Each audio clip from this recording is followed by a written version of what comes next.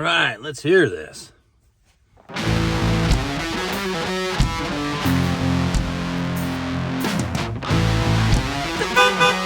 sounds like...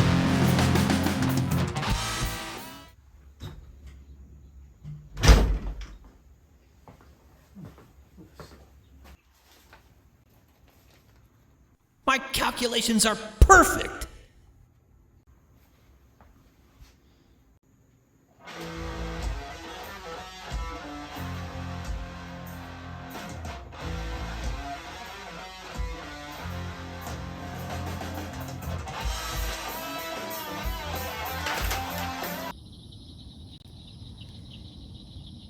Well, that went well, eh?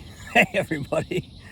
There's a reason for this story, and I'm going to tell you, it's something that happened recently. All right, so you might have noticed a little while back, I did a collaboration with my new friend Bobby, and he played drums on a song, and I did the guitar, bass, and vocals on it, and we patched it together long distance. He's in Canada, I'm in the US, and I put together the audio track, and I mixed everything, and I sent it off for him to okay, so we could sync it into the video so you get what you watched if you watched it. If you didn't watch it, check it out. It's pretty cool.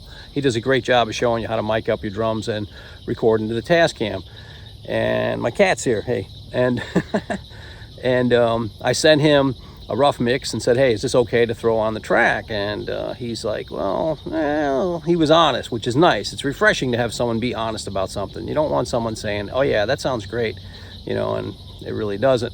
And so he said, well, the bass is a little low, and the snare might be a little too snappy. So I immediately realized what happened, and I told him, I said, yeah, well, it was like 2 a.m. and I mixed on my Beyerdynamic DT150 headphones. And if you know a little bit about the frequency curve on those, you'll realize, and the fact that they're over-the-ear sealed muffs, and you are going to get decent bass, and then there's a couple little weird curves up near the top of the mid-range. And so I was under a mistaken impression listening to just those headphones that I had plenty of bass and that snare sounded just right.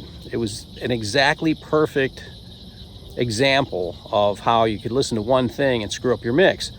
What I should have done was taken that mix out to my truck or whatever vehicle you got, car, van, and listen to it out there, and listen to it on, say for instance, your home stereo, listen to it on some earbuds, listen to it on some crappy headphones, and get an idea what it's going to sound like on a few different devices, so that you get an idea whether or not you've got it balanced. And there's very famous stories of people like Andrew Scheps who mix on headphones, and the way he's able to do that, he's gone into great detail about the reasons why he can do that, and that is because he's trained his ears.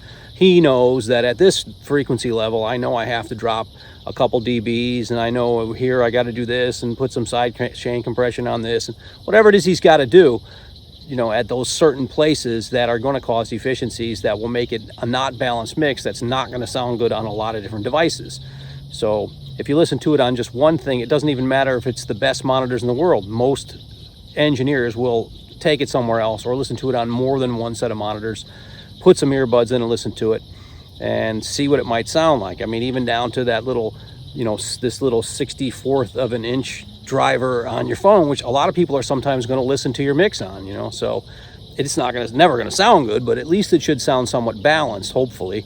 And it's never going to be perfect on every device, but the whole point of this video is just to say you can mix on headphones, of course. It's done often, and you know, and Scheps is a real good example, and there's other people who do it. He's just a real famous example, having mixed Metallica, Adele, Jay-Z, all these different types of artists, different genres of music, put together stuff for Rick Rubin and so forth, and sends him things, and you know, sometimes doesn't even compare them to his speakers, but normally he does, and he will say, I want to give it a quick listen on some good monitors and make sure everything is what I think it is. But his ears are so well trained from so many years, and mine certainly aren't, and yours may or may not be. So I'm still on my journey. But the thing is, it doesn't really matter what you mix on, as long as you compare it enough to know that, okay, I got an idea where things need to be. And if you get used to what you're mixing with, whether it's monitors in a room, which is probably not the greatest thing because your room's probably not treated, your monitors are probably not neutral, flat enough or whatever to give you a real representation of what's over accentuated or under accentuated, you may be better off using headphones because it takes the room out of the equation. But you do then have to understand that you have to get a reference point for them and know where certain things happen and adjust accordingly. So, just food for thought, and it's just interesting how that happened and how I instantly, when Bobby mentioned that, I was like, yeah, I know what happened here. And I really thought, okay, well, I need to, take my own advice. Anyways, that's it, guys. See ya.